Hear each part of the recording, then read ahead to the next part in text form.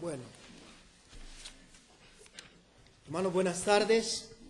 Es un gozo poder traer yo la palabra del Señor de esta manera tan inesperada hoy a mi congregación. Como estaba contando el pastor, pues la idea que teníamos era que yo iba a predicar en Cuenca. Y de hecho, en mi sermón, el principio de la introducción empieza con estas palabras. Siempre me es muy grato el hecho de poder venir a compartir con los hermanos de Cuenca. Así que tiene razón el pastor, el sermón que tengo lo hice pensando precisamente en la congregación de Cuenca. Es una congregación que para nosotros pues es muy querida, es una congregación la cual ha tenido pues una cantidad de dificultades con el hecho del cambio del pastor hace ya unos años cuando se fue Luis Cano. Ahora en esta ocasión nuevamente pues se va a quedar otra vez sin pastor. Y entonces pues tendremos que estar yendo a menudo a ayudar allí a predicar la palabra del Señor. Así que es una congregación que sin decir mucho más, creo que la sentimos como una congregación hermana. Estamos seguros de su fe, estamos seguros de que es una congregación del Señor. Así que pues es un gozo en realidad poder participar allá. Y creyendo también que la iglesia es universal, entonces, y que las escrituras están inspiradas y que son útiles para todos y cada uno de los miembros de la iglesia, en todo tiempo, en todo lugar. El sermón que preparé para Cuenca también me vale para el Corcón. Así que vamos a disfrutar ahora con la ayuda del Señor de su palabra. Pero para tal fin es necesario que oremos, que le pidamos al Señor que nos ayude y que nos guíe en esta meditación que vamos a hacer en este día en su palabra. Vamos a orar. Señor y Padre bueno, queremos alabar, queremos glorificar, queremos bendecir tu nombre, reconocer que tú eres Dios, Señor, reconocer que la sangre preciosa de tu Hijo amado es la que nos ha redimido. Señor, gozarnos sabiendo que somos miembros de tu iglesia, esa iglesia que tú has comprado con ese precio tan alto que es la sangre de tu Hijo amado. Darte las gracias, Señor, porque tú nos has redimido de todo linaje, de toda lengua, y hoy, Señor, podemos estar aquí congregados en esta tarde para alabarte, para bendecir tu nombre, para escuchar, Señor, cómo tu palabra nos habla. Esta palabra, Señor, que viene desde tiempo atrás, desde la eternidad pasada, y poder ver, Señor, que a nosotros hoy, después de tanto tiempo, nos trae el mismo gozo y nos trae la misma satisfacción que a todos los hermanos que durante todos estos siglos, Señor, han venido disfrutando de ella. Queremos, Padre, puedes implorar que tú nos unjas hoy con el poder de tu Espíritu. Señor, que tú nos des la unción necesaria para poder estar en esta tarde indagando en tu palabra, para poder, Señor, estar escudriñando en ella y para poder, Señor, estar sacando el provecho que tú tienes a bien darnos en esta tarde. Señor, úngeme, lléname pues con el poder de tu Espíritu, utiliza mis labios y, Señor, dame la sabiduría para poder dirigirme a mis hermanos y poder traer ahora tu palabra. Bendíceles también a ellos, Señor, para que ellos puedan estar en esta tarde siendo ministrados desde el más joven hasta el más adulto y poder, Señor, salir de aquí gozosos, sabiendo que tú nos has hablado a todos. Bendice también el ministerio a través de internet y que allá donde llegue la señal, Señor, que podamos estar también seguros de que tú estás tocando estos corazones. Es en el bendito nombre de Cristo Jesús que te lo pedimos y te damos las gracias. Amén. Bueno, pues el mensaje, la palabra, el mensaje en el que vamos a meditar hoy, en la palabra del Señor, se encuentra en Apocalipsis, en el capítulo 3, los versículos 7 al 11. Apocalipsis 3, versículos 7 al 11, dice la palabra del Señor: escribe al ángel de la iglesia en Filadelfia, esto dice el santo, el verdadero, el que tiene la llave de David, el que abre y ninguno cierra, y cierra y ninguno abre. Yo conozco tus obras. He aquí he puesto delante de ti una puerta abierta, la cual nadie puede cerrar. Porque aunque tienes pocas fuerzas, has guardado mi palabra y no has negado mi nombre. He aquí, yo entrego en la sinagoga de Satanás a los que se dicen ser judíos y no lo son, sino que mienten. He aquí, yo haré que vengan y se postren a tus pies y reconozcan que yo te he amado. Por cuanto has guardado la palabra de mi paciencia, yo también te guardaré de la hora de la prueba que ha de venir sobre el mundo entero, para probar a los que moran sobre la tierra. He aquí, yo vengo pronto, retén lo que tienes, para que ninguno tome tu corona. Al que venciere, yo lo haré columna en el templo de mi Dios, y nunca más saldrá de allí. Y escribiré sobre él el nombre de mi Dios, y el nombre de la ciudad de mi Dios, la nueva Jerusalén, la cual desciende del cielo de mi Dios, y de mi nombre nuevo. Que el Señor tenga, dice el versículo 13 para terminar, el que tiene oído, oiga lo que el Espíritu dice a las iglesias. Que el Señor bendiga la lectura de su palabra en nuestros corazones. Pues sí, como estaba diciendo, tenía que predicar en Cuenca, y entonces estaba pensando yo, ¿qué era lo más útil para llegar a la congregación allí? Estaba yo pensando cómo poder dirigirme a una congregación que está pasando ahora dificultades, que va a quedarse sola, sin pastor, que va a tener que estar pues sufriendo esta cantidad de cambios, de personas que tienen que pasar por allí a predicar la palabra, estar esperando en el Señor a ver a quién el Señor les lleva como pastor nuevamente. Y pensando en todas esas cosas, pues estuve meditando, hermanos, en lo que es la realidad de aquella congregación, en lo que aquella congregación significa para mí personalmente. Cuando yo llegué aquí a la congregación de Alcorcón, yo venía de una congregación muy grande allí en Colombia, estaba recién llegado aquí, tenía unos pocos días, y en mi mente, la idea que tenía de iglesia, por cierto, estaba recién convertido, la idea que yo tenía de iglesia era una congregación, y para mí mi iglesia era aquella congregación a la cual yo asistía. La idea que yo tenía de iglesia era un concepto muy católico, yo venía del catolicismo, y era el concepto de acudir a un lugar, era el concepto de estar en un sitio, de reunirnos y de poder estar allí, pues, alabando a Dios. Pero cuando llegué aquí al Alcorcón, hermanos, me di cuenta, gracias a la palabra del Señor, de que la iglesia del Señor es algo mucho más amplio. La iglesia es universal. Y la iglesia del Señor, pues, está extendida sobre la faz de la tierra. Y no solamente la iglesia del Señor es lo que vemos ahora, los hermanos que vemos ahora, las congregaciones que vemos en todo el mundo, sino que la iglesia del Señor es también aquel grupo de hermanos que ya han partido y que están con el Señor en gloria. Hermanos, la iglesia del Señor es algo mucho más grande. Y entonces tuve la oportunidad de empezar a acudir, no solo a Cuenca, sino a otros lugares también, a Cortijos Nuevos y a otros lugares, a predicar la palabra del Señor. Y me gocé mucho, la verdad es que me gocé mucho en poder ir allí y poder llevar la palabra del Señor. Y ver que cada una de las congregaciones a las que yo asistía teníamos esa común fe. Podíamos hablar de lo mismo y gozarnos en las mismas verdades de la palabra del Señor. Y ver que todos estábamos unidos por ese mismo lazo, ese mismo vínculo que es el amor a Cristo Jesús. Poder comprender que cada hermano allí en el lugar que está, y sea cual sea sus condiciones, somos miembros de un mismo cuerpo. Y que cuando estos hermanos están dolidos, nosotros estamos dolidos con ellos. Y cuando están alegres, estamos alegres con ellos. Y me encantó en aquella época donde teníamos que ir tanto allí. Había un ejercicio que no sé si el pastor o Ángel se habrán dado cuenta de ello, y era que alternábamos Cuenca con Jaén, con Cortijos Nuevos. Y son dos congregaciones totalmente diferentes. En Cortijos Nuevos vemos una congregación de personas mayores. Vemos una congregación en la cual son personas que vienen durante muchísimos años disfrutando de los beneficios del Evangelio. Y es un gozo. Hermanos, es una maravilla estar allí y ver a aquellas personas tan humildes, porque son personas de campo, y ver cómo disfrutan de la palabra del Señor y cómo nos gozamos con ellos cuando podemos predicarles y cuando tenemos comunión.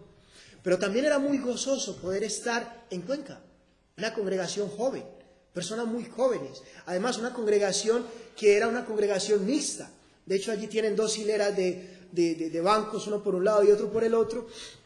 Y era curiosísimo aquello. En un lado se hacían los que hablaban castellano y en otro se hacían los que hablaban rumano. Y era curiosísimo aquello porque había un tiempo de oración y entonces orábamos en castellano y oraban también los hermanos en rumano. Hermanos, y yo me gozaba porque en mi vida yo solamente había escuchado hablar en castellano. En Colombia solo se habla en castellano y no tenemos ese auge de inmigración que hay aquí. Entonces no tenemos esa bendición de poder ver otras personas de otros lugares y compartir con ellas. Y yo me gozaba de ver cómo toda lengua puede confesar a Jesucristo como su Salvador. Hermanos, una maravilla, es una maravilla. Y pensando en todo esto, llegó a mi mente, ¿y cómo llego yo a exhortar a los hermanos de Cuenca? Y vino a mí este pasaje.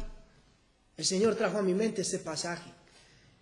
Pensar, hermanos, que es una congregación que tiene poca fuerza, no son muchos, pero sin embargo es una congregación fiel al Señor. Igual que nosotros, somos una congregación que no somos muchos, no tenemos mucha fuerza, no somos ricos, no somos personas pudientes en la sociedad, pero sin embargo, hermanos, somos fieles al Señor. Y por tanto, hermanos, yo quisiera que en este día, esa introducción se me hizo muy larga, yo quisiera que en este día, hermanos, podamos ver qué es lo que el Señor le dice a la iglesia de Filadelfia y por ende podamos ver también qué es lo que el Señor nos dice a las iglesias que somos fieles a Él. El pasaje, hermanos, nos empieza haciendo mención acerca de la autoridad del remitente. Dice el versículo 7, en el capítulo 3, el versículo 7, escribe al ángel de la iglesia en Filadelfia. Esto dice el santo, el verdadero, el que tiene la llave de David, el que abre y ninguno cierra, y cierra y ninguno abre. El otro día estaba allí en casa, como saben me he mudado de casa, estoy en el piso de la misión, pero me sigue llegando la correspondencia a mi casa. Y el otro día pasé por allí, estuve mirando el buzón, estaba lleno. Había una cantidad de cartas, una cantidad de cosas, y empecé a mirar todas las cartas que llegaron. Y yo miraba y al lado hay un cubo de basura muy grande. Publicidad, publicidad, publicidad, publicidad, publicidad. Y al final había una que decía Ayuntamiento de Alcorcón. Ojo, esta carta es importante, esta no la puedo tirar a la basura. Pero lo mismo pasa aquí, hermanos. Con el solo hecho de yo ver el rótulo de Ayuntamiento de Alcorcón, ya que yo me puso mosca y yo dije, aquí hay algo, aquí hay algo. Eso me hizo prestar atención. Lo mismo pasa aquí, hermanos. Lo mismo está pasando aquí. El que está mandando este mensaje es alguien que tiene autoridad. Es alguien que tiene una autoridad suprema. Y por eso nosotros debemos estar atentos. Lo que en aquel momento a mí me hizo prestar atención es que el ayuntamiento es el que rige, es el que da la autoridad aquí en nuestra localidad. Y por tanto yo, como me someto a esa autoridad, tengo que estar atento. Hermanos, cuando habla el Señor, y cuando es el que se está describiendo aquí, se está describiendo con esta cantidad de nombres y con estos apodos, sobrenombres, como verdadero, santo, tenemos que entender que el que nos habla tiene una autoridad suprema. Y preguntamos entonces, ¿quién es aquel que puede ostentar estos títulos? ¿Quién es aquel que se puede llamar así? Pues hermanos, muy sencillo. La Biblia nos dice que Cristo es esta persona. Él es del linaje del linaje de David. Él es el único que posee en sí mismo esa condición intrínseca de santidad, esa condición que solamente le pertenece a Dios. Por tanto, le reconocemos como Dios hecho hombre. La Biblia se refiere a su iglesia, a lo que es la membresía de su iglesia, como los santos. Pero la santidad de nosotros es una santidad que depende única y exclusivamente del sacrificio de Cristo. Es a través del sacrificio de Cristo que el pueblo de Dios deriva esa santidad. Y la pregunta es ¿por qué? Porque nuestro pecado ha sido imputado a Cristo en la cruz para poder ser condenado, para poder ser juzgado en Él. Y su santidad ha sido imputada a nosotros. Y por eso Dios cuando nos mira como si fuésemos santos. Y entonces recordamos lo que nos hablaba el pastor hoy, acerca de cubrir el pecado. Ya Dios no ve en nosotros ese pecado y por eso nos llama santos. Pero el que es el santo verdaderamente es Dios. Y en este caso Cristo, como la segunda persona de la Trinidad. Verdadero, por supuesto, en Dios no hay falsedad. En Dios no hay falsedad. Así que Cristo es verdadero. es verdadero. Así que es menester, hermanos, que prestemos mucha atención a este mensaje, ya que es Dios mismo el que nos está hablando. Él es el que nos está hablando en este día a través de la persona de su Hijo y por el poder del Espíritu Santo a nosotros. Así que estemos muy atentos. Pero además afirma también el pasaje que Cristo tiene la llave de David y que tiene el poder de abrir o cerrar una puerta que nadie puede abrir o cerrar. No hay otro que lo pueda hacer. Solamente Cristo lo puede hacer. Y esto nos lleva, hermanos, a considerar a nosotros el poder del remitente. Dice los versículos 8 al 10, yo conozco tus obras. Está hablando Cristo acerca de la iglesia de Filadelfia. Dice, yo conozco tus obras. He aquí he puesto delante de ti una puerta abierta, la cual nadie puede cerrar.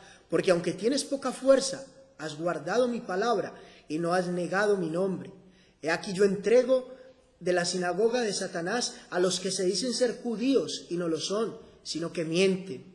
He aquí yo haré que vengan y se postren a tus pies y reconozcan que yo te he amado. Por cuanto has guardado la palabra de mi paciencia, yo también te guardaré de la hora de la prueba, que ha de venir sobre el mundo entero, para probar a los que moran sobre la tierra. Regresemos una vez más, hermanos, al ejemplo que ponía acerca de la carta que recibí. Resulta que aquella carta podría venir de cualquiera de las oficinas que tiene el ayuntamiento. De hecho, es muy común en mi condición como inmigrante recibir de alguna oficina de inmigración, recibir alguna cosa del padrón para que vaya y para que esté allí, alguna carta con respecto a una u otra diligencia que esté haciendo. Pero en este caso, hermanos, la carta que yo recibía venía de una oficina muy especial y que unos cuantos aquí conocemos. Algunos cuantos ya se ríen. Policía local. Pues la carta estaba diciendo algo así como que yo había dejado la furgoneta mal aparcada en un sitio y un agente de la policía que pasaba por allí la había visto y por tanto me imponían una multa que yo debía pagar. Y si no la pago la tendré que pagar porque ya saben que ha de salir, de una o de otra forma sale de nuestro bolsillo. Pues hermanos, lo que pasa aquí es lo mismo pero al revés. Es lo mismo pero al revés. Resulta que aquí estamos hablando de que esta autoridad, esta persona de autoridad que es Cristo, conoce también nuestras acciones. Conoce también nuestras acciones. El problema es que Él conoce las acciones, o la diferencia es que Él conoce nuestras acciones malas, pero también conoce nuestras acciones buenas. Esto, hermanos, es algo de suma importancia para el ánimo de nosotros los creyentes.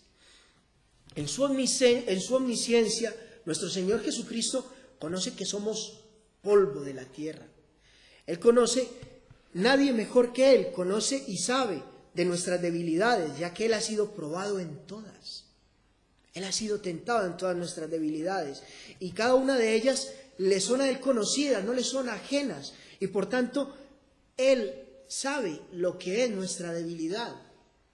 Pero también Él conoce que Él, habiendo sido probado en todas estas cosas, nunca ni jamás cayó en pecado como lo hemos hecho nosotros. Y lo podríamos dejar ahí, podríamos dejarlo en eso, que Dios, Cristo Jesús también, como la segunda persona de la Trinidad, conoce nuestras malas acciones. Y es lo que nos suele pasar con nuestra mente carnal. Siempre pensamos y vemos, es lo común, pensar en un Dios que está con una libreta allí apuntando todo lo malo que hacemos. Y está diciendo, hoy no oraste, hoy no leíste la Biblia, hoy estabas diciendo mentiras, hoy le faltaste al respeto a tus padres, hoy no has obedecido. Y es lo que comúnmente en nuestra mente estamos viendo a Dios, como si fuese esa persona vengativa. Y que todo esto lo trae a colación. Pero hermanos, lo que nos está diciendo nuestro texto es que Él conoce nuestras obras y que conoce que tenemos poca fuerza. Nótese que no está diciendo que conoce que somos débiles, sino que tenemos poca fuerza. No es lo mismo, hermanos, no es lo mismo, porque en este momento está bien, Él conoce también las debilidades, por qué pecamos, pero en este caso estamos hablando de que Él nos está exhortando Y nos está animando ¿para qué? Para que nosotros podamos seguir adelante. Él conoce también nuestra fidelidad. Él conoce también la lucha que tenemos, el esfuerzo que hacemos para buscar nosotros en nuestra vida, estar conformándonos a la voluntad de Dios. Él conoce aquellas batallas que sufrimos nosotros en nuestro interior con nuestro pecado. Él conoce y Él lo sabe, Él lo ve. Así que esto es de ánimo para la congregación. También vemos que Él es justo. Vemos que Él es justo también. Y Él no solamente, hermanos, conoce nuestra debilidad, sino que Él también juzga la fe de las personas. Él también juzga la fe de las personas. La mención que se hace con relación a los falsos judíos es una mención que se está haciendo con relación a la falsa religión. Hermanos, por más que una persona diga creer, por más que cumpla con rituales propios de una religión, Dios sabe por quién ha sido vertida la sangre de Cristo.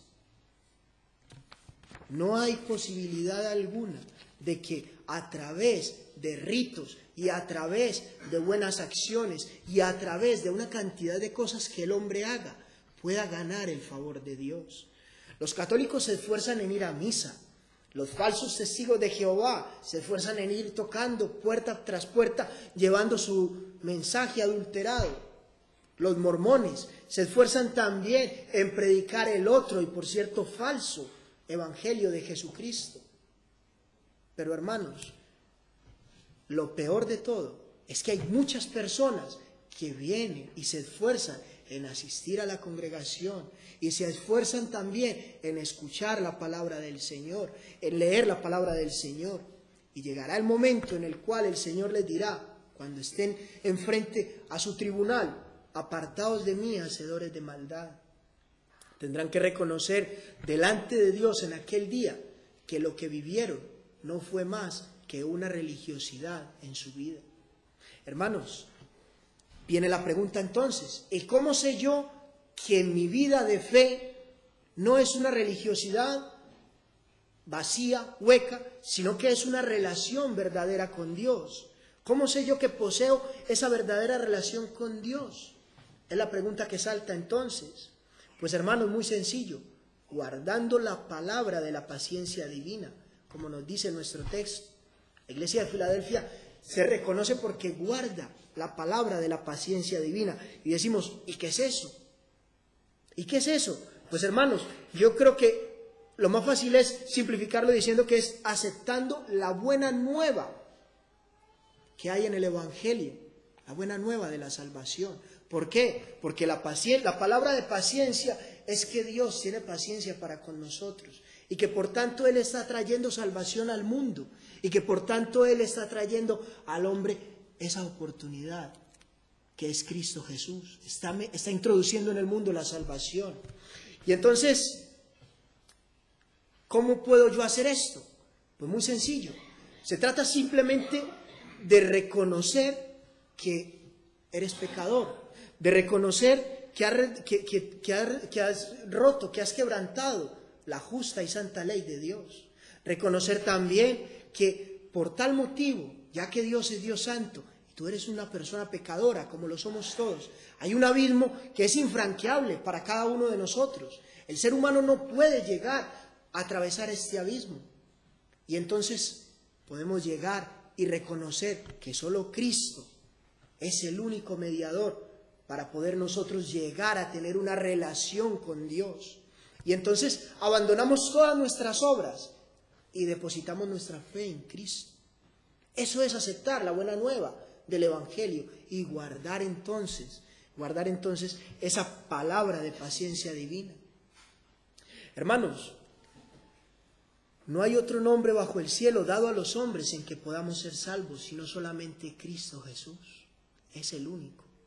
Por más que la Iglesia Católica quiera poner a la Virgen María como la corredentora del hombre, como una ayuda para la salvación, a todo aquel ejército de santos que hay, esto no es más que vanidad de vanidades, mentes hinchadas, inflamadas en su vanidad, que quieren imponernos a nosotros una cantidad de tradiciones y de cultos ancestrales que vienen allí para perdernos más y más. Única y exclusivamente hay salvación en Cristo Jesús. Y no hay más, y no hay más. Es imposible, no hay más. La Biblia lo dice así. Y si hay algún otro en la Biblia, pues que lo diga y que lo vea. Pero es que la palabra de Dios no lo acepta. Solo Cristo, única y exclusivamente Cristo.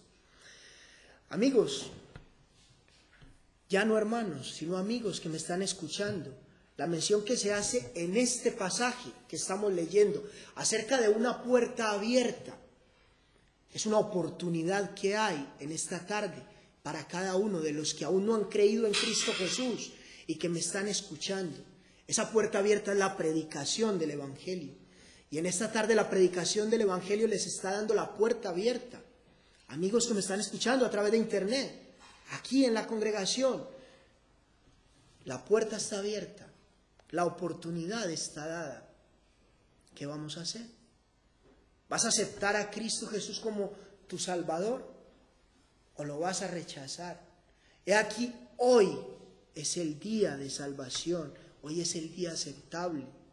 Jesús, confiesa que Cristo Jesús es tu Señor y serás salvo tú y tu casa. Y entonces, hermanos, llegamos al corazón de lo que es el mensaje de la iglesia, el mensaje que el Señor le envía a la iglesia de Filadelfia. Y dice en el versículo 11, he aquí yo vengo pronto, retén lo que tienes para que ninguno tome tu corona. Retén lo que tienes. Bueno, vamos a ver, hemos hablado mucho, nos hemos desviado, hemos ido a hablar de todo lo que era el remitente, del poder que tenía, de lo que hace mención acerca de esto, pero entonces vamos a centrarnos un poco. Y vamos a decir, ¿qué era lo que tenía la iglesia de Filadelfia? Retén lo que tienes, guarda lo que tienes. Decimos, bueno, ¿qué era lo que tenía la iglesia de Filadelfia? Primero que todo, lo que tenía la iglesia de Filadelfia era fidelidad. Eso es lo primero. Fidelidad al guardar la palabra. Pero para ser fiel, hermanos, a una enseñanza es necesario conocerla. Es necesario saberla. Porque no podemos pretender ser fieles a una doctrina que no conocemos. Dice Hebreos 13, el versículo 9, no os dejéis llevar de doctrinas diversas y extrañas, porque buena cosa es afirmar el corazón con la gracia, no con viandas que nunca aprovecharon a los que se han ocupado de ellas. Afirmar el corazón con la gracia, la doctrina de la gracia. Y volvemos otra vez a lo mismo. He aquí porque por gracia sois salvos, solamente por Cristo Jesús, no por obras, para que nadie se gloríe. Volvemos otra vez a la misma doctrina, por gracia. Y entonces tenemos los reformados, tenemos aquella forma de resumir todo aquello cuando decimos las doctrinas de la gracia. Y podemos llegar y verlo solo de la reforma, solo Cristo, solo Dios, solo Escritura. Y podemos resumir allí todas estas doctrinas. Y podemos entender entonces que es solo a través de la palabra de Dios que nos lleva a Cristo Jesús y que por su gracia nosotros somos salvos, que podemos honrar y estar en comunión con Dios. Hermanos, eso es lo que tiene que afirmar nuestro vientre. Esas son las viandas que nos aprovechan. No ocuparnos de aquellas doctrinas que nunca ni jamás le han servido al hombre para nada.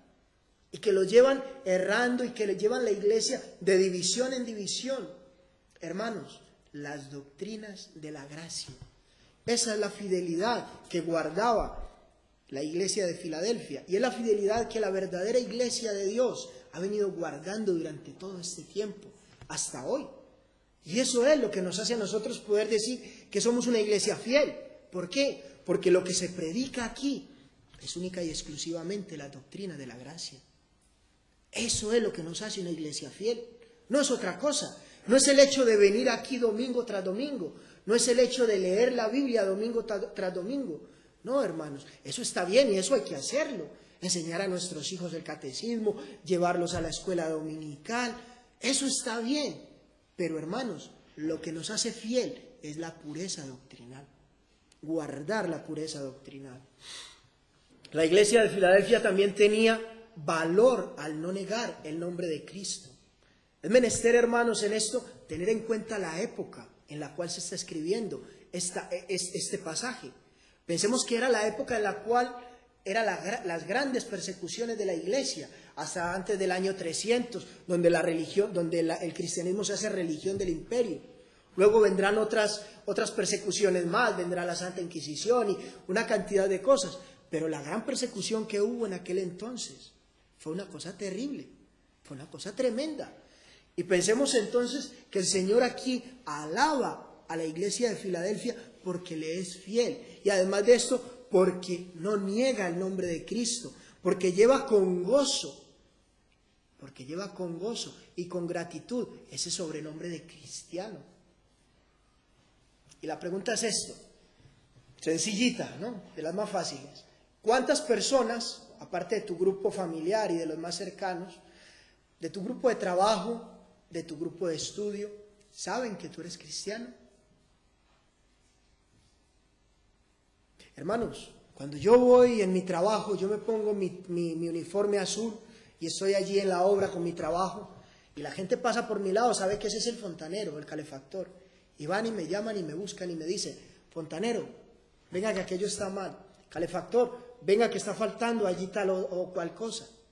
Me ven con mi uniforme y me identifican como tal. Es más, cuando trabajaba para la empresa tenía un rótulo aquí que ponía el nombre de la empresa en la que trabajaba. Y entonces me llamaba, venga usted, el de tal empresa, que lo necesitan en la oficina.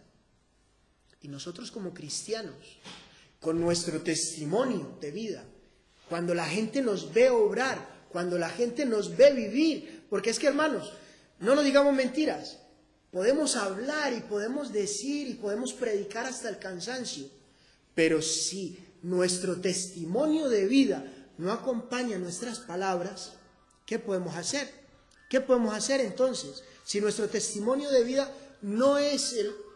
No, espera que...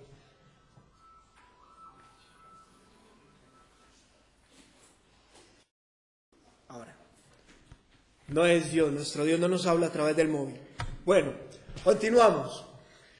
Testimonio de vida, hermanos. Si nuestro testimonio de vida no acompaña lo que hablamos con nuestros labios, paremos de contar. Paremos de contar. ¿Qué nos vamos a ir a decir? Oiga, es que yo soy cristiano, es que yo vengo de una iglesia fiel, es que como nosotros no hay otro. Pero te estás dando cuenta de lo que estás haciendo con tu vida. Te estás dando cuenta del testimonio que estás dando.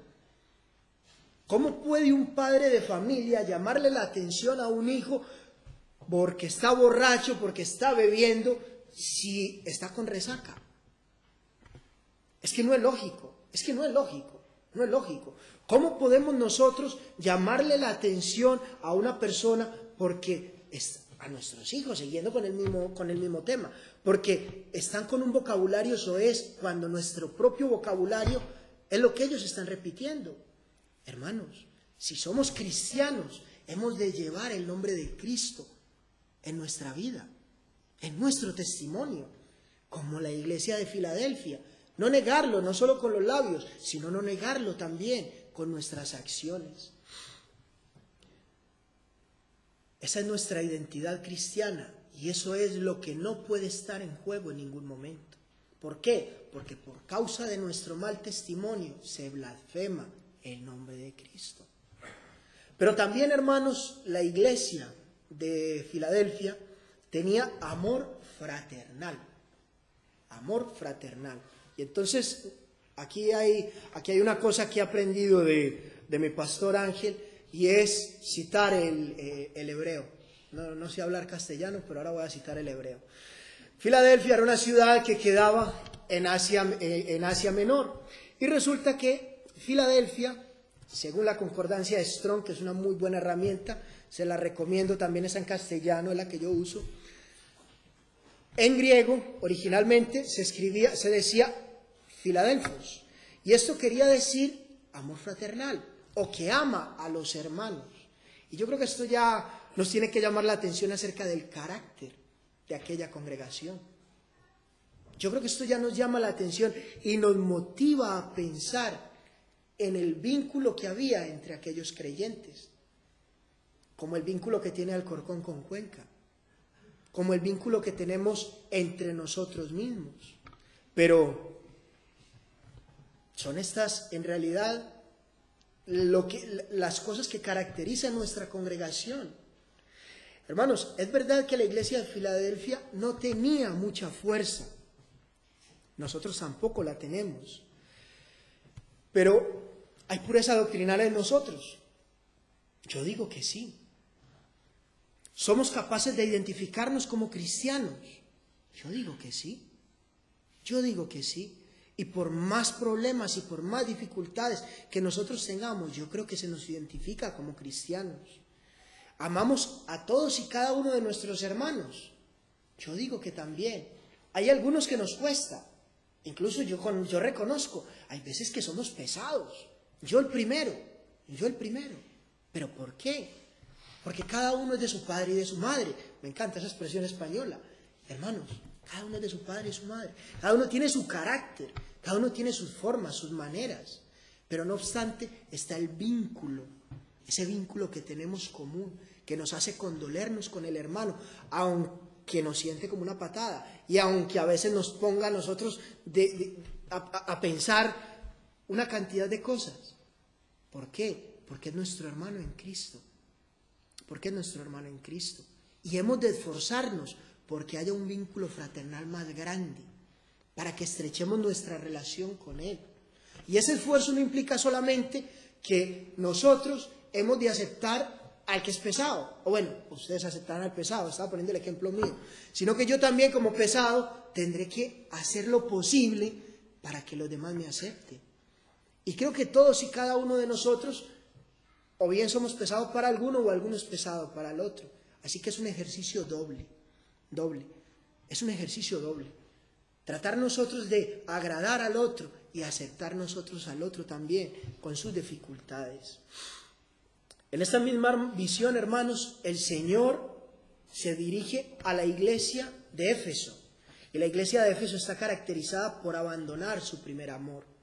En esta misma visión también se dirige a la iglesia de Pérgamo y está caracterizada por la fornicación.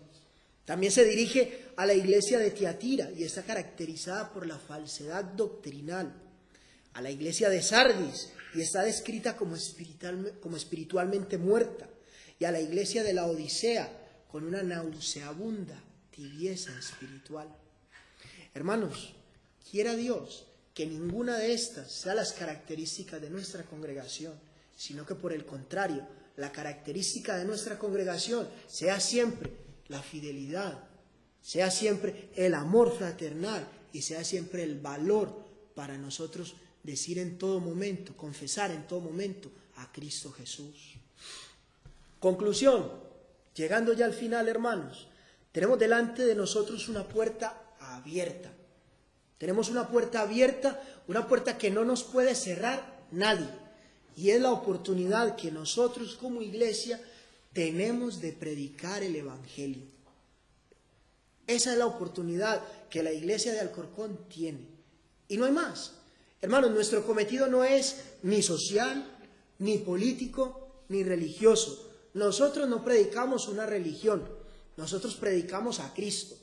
Nosotros, por más obras sociales que podamos hacer, por más ayuda social que hagamos, no somos una ONG.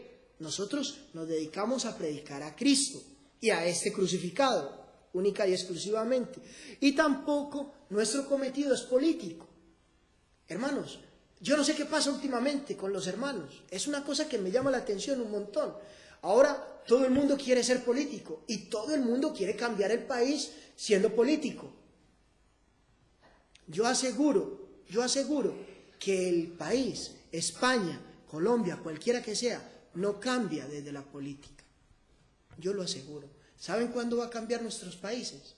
Y en especial, cuando nosotros prediquemos el Evangelio. Y se nos ponen los pelos de punta con las leyes aberrantes que hay. ¿Qué le vamos a pedir al olmo que nos dé peras? Eso es lo que hay, hermanos. Es un gobierno como es, para un país como es.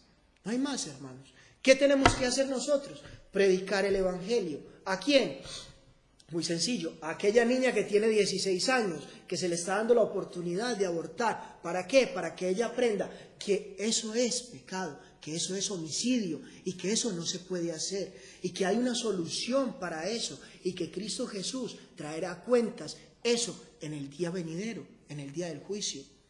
Predicar el Evangelio a esa niña de 16 años, pero predicar también el Evangelio a aquellas personas que son homosexuales. Y se nos ponen los pelos de punta cuando hablamos del homosexualismo. Hermanos, es un pecado más. Es un pecado más. Y por más abominable o más aberrante que nos parezca, es un pecado más. ¿Y qué tienen ellos de diferente a nosotros que nosotros no hayamos tenido? Éramos pecadores todos. Prediquemos el Evangelio a estas personas. Llevemos el mensaje de salvación. Y digámosles que hay que arrepentirse de su pecado y mirar a Cristo para ser salvos. Y ya está, hermanos. Esa es nuestra función, predicar el Evangelio. Y esa es la oportunidad que tenemos nosotros, predicar el Evangelio. Hermanos, el deseo del cristiano, el deseo de la iglesia verdadera, no es un deseo ni para este tiempo ni para esta tierra. Nosotros esperamos nuevos cielos y esperamos nueva tierra. Nuestro deseo, hermanos, es estar en la casa del Señor, ver cara a cara a nuestro Redentor, a nuestro Salvador y gozar de nuestro Dios para siempre. ¿Y nuestra motivación cuál es? Y decimos, ¿y cuál es nuestra motivación? Pues muy sencillo, versículos 12 y 13. Al que venciere, yo lo haré columna en el templo de mi Dios, y nunca más saldrá de allí. Y escribiré sobre él el nombre de mi Dios y el nombre de la ciudad de mi Dios, la nueva Jerusalén, la cual desciende del cielo de mi Dios, y mi nombre nuevo. Hermanos, yo he tenido la oportunidad de pasar por multitud de trabajos. Uno de ellos ha sido trabajo de seguridad. Y en mi trabajo de seguridad yo he visto que se han robado un montón de cosas. En mi trabajo en la obra también. Y yo he visto casas desvalijadas. Se han llevado las puertas, se han llevado las ventanas, se han llevado los inodoros, pero nunca he visto la primera casa en la que se roben las columnas. Esa es la bendición que nosotros tenemos. Y eso es lo que esperamos, estar dentro de la casa de nuestro Dios y ser columnas, estar allí. ¿Por qué? Porque de allí no nos va a sacar nadie. Y eso es lo que espera el verdadero cristiano. Y no solamente ser columnas, sino que en nosotros esté el nombre de Dios, el nombre de la santa ciudad de Jerusalén, y no el nombre de nadie más, porque nadie más nos ha a nosotros comprado con el precio que nos ha comprado Cristo. Esa es la motivación de nosotros, hermanos. Es imposible quitar una columna de su lugar, porque las columnas son inamovibles, no se pueden mover. Eso es lo que a nosotros, hermanos, nos debe motivar. Y no pensar en esta vida como lo último que hay, como lo que nos va a dar a nosotros la felicidad placentera. Está bien, gozamos de la bendición de Dios ahora, pero lo que ha de venir no tiene comparación con esto. No tiene comparación con esto. Termina el pasaje diciendo, el que tiene oído, oiga lo que el Espíritu dice a las iglesias. Amén, hermanos, que el Señor nos dé oído para oír lo que el Espíritu dice a nosotros. A nuestro Dios sea la gloria por siempre. Vamos a orar. Bendito Dios y Padre bueno, queremos glorificar y queremos, Señor, bendecir tu nombre. Darte las gracias porque nos reconocemos pueblo tuyo. Porque sabemos, Señor, que la sangre de Cristo es el sello que tú nos has puesto. Y que, Señor, este sello no lo rompe nadie. Reconocer también, Señor, que tu iglesia es el baluarte, es la columna, Señor, de la verdad. Y poder entender, Señor, que el amor que tú nos tienes en Cristo Jesús es un amor infranqueable. Te queremos pedir, Señor, que tú aumentes en nosotros la fidelidad doctrinal, que tú nos hagas apreciar aún más lo que son las doctrinas de la gracia, reconocer día tras día que somos lo que somos y que tenemos lo que tenemos, porque tú nos lo has dado, Señor. Reconocernos plenamente deudores de la gracia, de tu gracia. También, Señor, te queremos pedir que tú nos des valor para poder lucir con orgullo este nombre de cristianos en el mundo, para poder, Señor, llevar con honra a Cristo crucificado en nuestras vidas.